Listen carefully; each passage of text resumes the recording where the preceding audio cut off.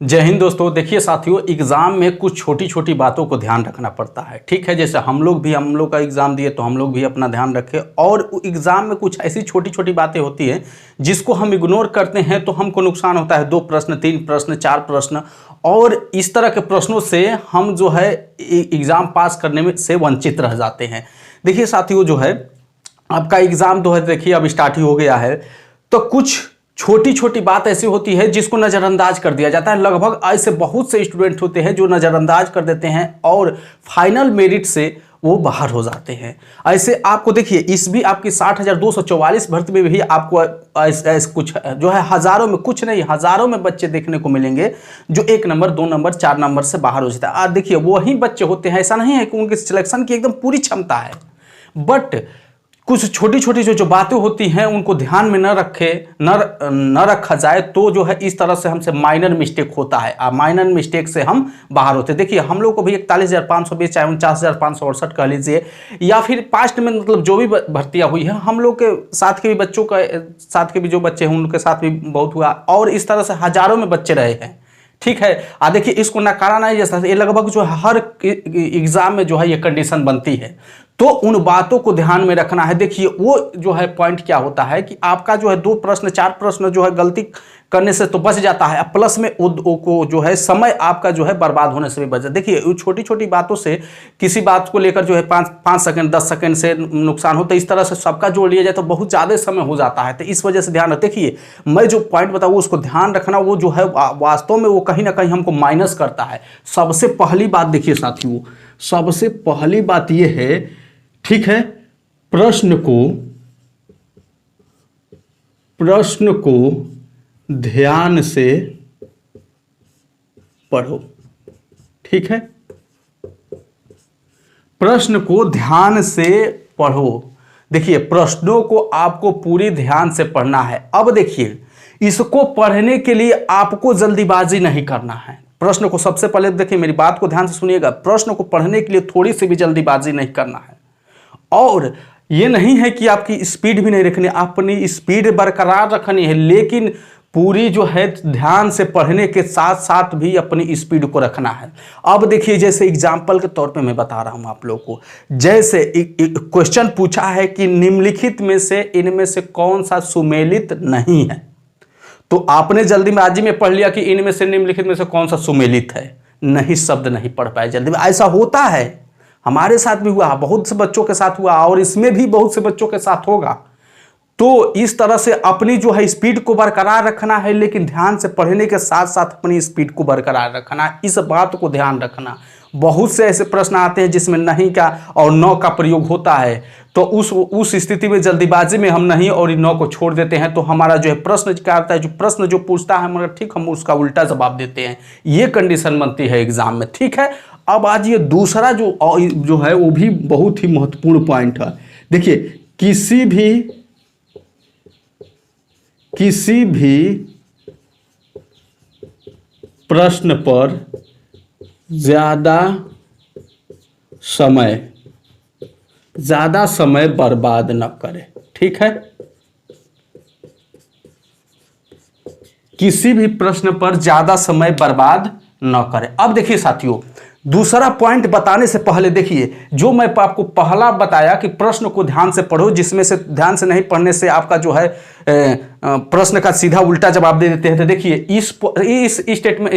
इस वाक्य को देखिए, लाइन को देखिए, किसी भी प्रश्न पर ज्यादा समय बर्बाद न करें। मैं ये लिखा हूं, किसी भी प्रश्न पर ज्यादा समय बर्बाद नहीं करना है। अगर आप जल्दीबाजी में पढ़ते हैं इसको, किसी भी प्रश्न पर ज्यादा समय बर्बाद करें, न छूट गया, यहाँ पे हम न केवल छोड़ दिए यहाँ पे, तो किसी भी प्रश्न पर ज्यादा समय बर्बाद करें, यानी सीधा उल्टा हो गया। मैं कह रहा हूं कि किसी भी प्रश्न पर ज्यादा समय बर्बाद नहीं करना है, और न जैसे इसमें छुप गया तो ये इसका ये अर्थ ये होगा कि किसी प्रश्न में ज्यादा समय बर्बाद करो।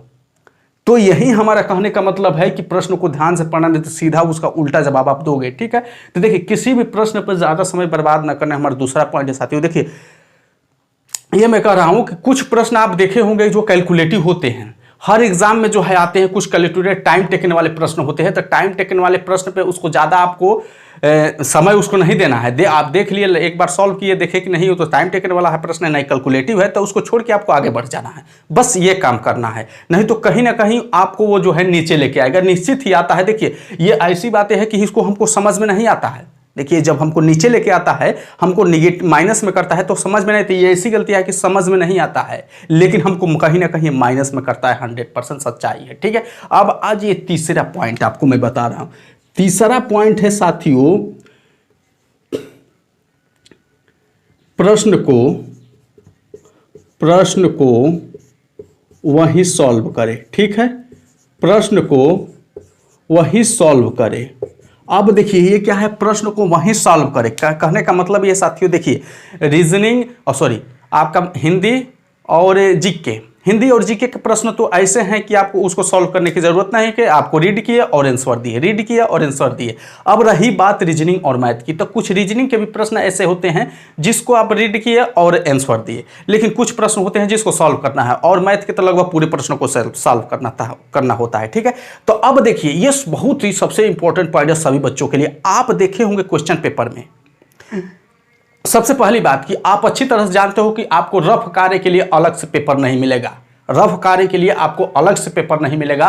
आपका जो क्वेश्चन पेपर होता है उसके पीछे जो है 2-3 पेज जो है सादा छोड़ दिया गया, उस पे आप रफ कार्य करोगे। अब आप देखो उस पे रफ कार्य करने के लिए पर्याप्त है, लेकिन ध्यान से सुनो बात को, अगर आप जो है स्टार्टिंग के प्रश्नों को मैथ में दिया है, या बीच में मैथ प्रश्नों को दिया है बीच वाले पेज पे या स्टार्टिंग में दिया है, तो आप जो है सॉल्व करने के लिए पीछे जाओगे, यानी पीछे जाओगे, समय लगेगा, और वहां जाके सॉल्व करोगे और फिर आओगे, तो यानी आपको वहां बार बार आपको जाना पड़ेगा, बार बार आना पड़ेगा रिटर्न, ठीक है। इसमें आपका समय तो नुकसान होगा ही, प्लस में आप जो है क्या करोगे कि वहां से प्रश्न का आंसर कुछ और आपको निकल के यहाँ आके टिक और कर दिए, काला कुछ और हो जाएगा, ठीक है। इस तरह से बहुत ज्यादा उसमें दिक्कत होता है, एकदम 100% ये सच्चाई है, इसको आप झुठला नहीं सकते हो। तो देखो क्या करना है, प्रश्न को वही सॉल्व करना है, यानी जहां मैथ का प्रश्न दिया है, जहां रीजनिंग का प्रश्न दिया है, उसी के इर्द गिर्द जो भी स्पेस होगा, थोड़ा सा ज्यादा जो भी स्पेस होगा, आपको ठीक वही सॉल्व कर लेना है, आपको कहीं भटकने की जरूरत नहीं है। इससे आपका कंसंट्रेशन भी बना रहेगा, आपका टाइम भी सेव होगा, और आपका प्रश्न गलत होने का चांस जो है एकदम बिल्कुल न के बराबर होगा। इस बात को नोट कर लेना, क्योंकि बहुत से बच्चे जो है ये गलतियां जो है हम भी नहीं जानते थे, हम भी करते थे, लेकिन जैसे हम जान गए तो भाई तुरंत उसी के इर्द गिर्द जो भी स्पेस रहता था, जो भी जगह मिलता था, जितना भी थोड़ा सा, वहीं हम उसको सॉल्व करने का प्रयास करते थे, ठीक है, और वहीं हम किए हैं। इससे हमारा जो है बहुत ज्यादा बेनिफिट होता है। इस बात को सबसे ज्यादा इंपॉर्टेंट यही है पॉइंट, आप सभी के लिए ध्यान रखना, ठीक है ना। अब आज ये जो है साथियों जो है चौथा पॉइंट, कुछ प्रश्न जो है एग्जाम में, कुछ प्रश्न एग्जाम में छोड़ने के लिए होते हैं, ठीक है, छोड़ने के लिए। अब देखिए साथियों, कुछ प्रश्न जो है आपका एग्जाम में छोड़ने के लिए, आपका जो है कितना टोटल प्रश्न है, 150 प्रश्न।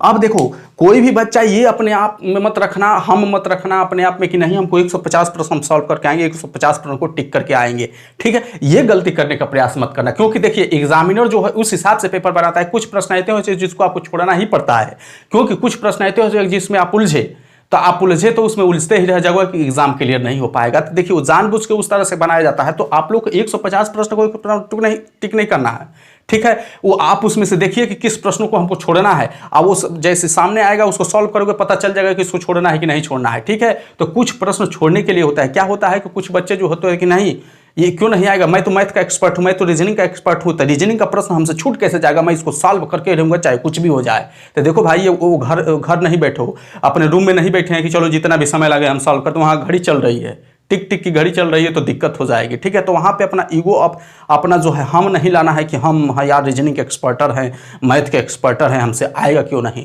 तो आपका जो है आएगा तो नहीं, लेकिन आप भी एग्जाम से बाहर आ जाओगे, ये 100% है, ठीक है। तो इस तरह के प्रश्नों को आपको छोड़ना। अब आज ये 5वां पॉइंट आपको मैं बता दूं, 5वां पॉइंट साथियों जो है मार्क कर देना। अब देखो ये मार्क क्या है, मार्क कर देना।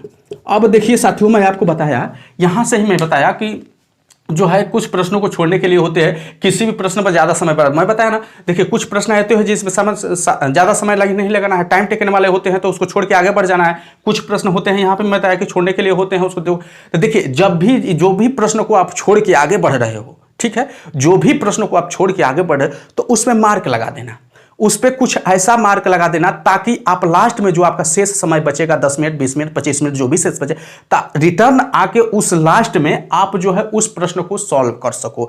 जैसे आप मार्क करोगे, जैसे मान लो कि उस प्रश्न को जो है नंबर पे आप इसे गोला कर दोगे, या फिर जो है आप इतना बड़ा टिक कर दोगे, या फिर आप जो है सॉल्व करना है तो आप बड़ा सा एस बना देंगे। अब इस तरह से मार्क लगा देंगे जिस प्रश्न पे, तो आप जब पीछे से आओगे उसको पेज पलटते आओगे तो आपको मार्क दिख जाएगा कि ये जब तो मार्क छोड़ा हूं, तो आप तुरंत वो उस क्वेश्चन को पकड़े, इसको हम सॉल्व करना है। अगर आप मार्क नहीं लगाओगे तो आप रिटर्न जब उस प्रश्न को खोजोगे सॉल्व करने के लिए तो आपका समय जाएगा कि यार वो कहां प्रश्न था, खोजोगे। इस तरह से खोजना पड़ता है, सभी खोजते हैं। देखो जो सच है सच मैं बता रहा हूं, ठीक है, तो खोजना पड़ता है। आप मार्क बनाए रहोगे, जैसे पेज पलटोगे तो वहां मार्क ये दिख जाएगा कि यार मैं ये तो मार्क बनाया था, हाँ इसको सॉल्व करना है, तुरंत वहां से, यानी आपका समय का बचत होगा। साथियों हमारे कहने का मतलब एक ही उद्देश्य है कि आपका समय का बचत होगा। इस तरह से कंडीशन मत बनने देना, ठीक है। तो आप कोई ना कोई कहीं मार्क जरूर करने ना। और देखो ये जो आपका प्रश्न है, ये पॉइंट्स जो है, आपको ये पॉइंट्स जो है सही में बता रहा हूं कि रियली समझ में नहीं आता है कि वास्तव में ये हमको माइनस में लेके जा रहा है कि नहीं, लेकिन निश्चित ही ये माइनस में लेके जाता है, ठीक है। अब देखो मैं बता रहा हूं कि 5 स्टूडेंट है, पांचों की क्षमता जो है इक्वल है, पांचों की क्षमता जो है 110 प्रश्न करने की है, लेकिन उसमें से 2-3 छात्र ऐसे हैं जो इन बातों को ध्यान नहीं रखते हैं, तो वो जो है 2-3 बार जो है एग्जाम से क्लियर करने से वंचित हो जाएंगे, बाहर हो जाएंगे। और उसमें से जो इन बातों को ध्यान रखता है ना वो बाहर, सॉरी, वो सिलेक्शन हो जाएगा उसका। क्योंकि देखिए जो नहीं जानता है उसका 2 प्रश्न 3 प्रश्न 4 प्रश्न 5 प्रश्न इस तरह से गलत होना स्वाभाविक सी बात हो जाएगी। इन बातों को अगर ध्यान नहीं रखोगे तो ध्यान नहीं रखो तो स्वाभाविक, तो वो जो इतने ही प्रश्नों से जो है एक प्रश्न से बाहर हो जाता है आदमी, एक प्रश्न छोड़ो एक नंबर से बाहर हो जाता है, तो वहां से क्षमता सबकी बराबर है, लेकिन वहां 2 का सिलेक्शन हुआ 3 बाहर हो गए। और देखिए आपके 60,244 में ऐसी कंडीशन बनेगी, हजारों छात्रों के साथ ऐसी कंडीशन बनेगी, हम लोग के समय भी बना था, तो कंडीशन बनेगी। इसीलिए इसको आप हल्के में मत लेना, ये बहुत ही गंभीर पॉइंट है। इसलिए कि आपका एग्जाम अब स्टार्ट हो गया है, अब समय भी नहीं मिला, एक बार जो गलती करके आओगे उसको अब फिर सुधारा नहीं जा सकता है, भविष्य में कभी भी सुधारा नहीं जा सकता है, ठीक है। तो इसीलिए ये मौका बेहतरीन मिला है, इसीलिए मैं साथियों जो है पूरी ईमानदारी से आपको चिल्ला के बता रहा हूं, और पूरी ईमानदारी से आप जो है एग्जाम में इस बात को ध्यान रखना है। और ये बात को, ये वीडियो जो अपने दोस्त के यहाँ शेयर कर दो ताकि वो भी जो है इससे अवगत हो जाए, ताकि वो भी ये गलतियां ना करे, ठीक है। उम्मीद करते हैं कि जो है साथियों आज की इन्फॉर्मेशन आपको बेस्ट लगी हो, लाइक और शेयर जरूर कर देना, ठीक है।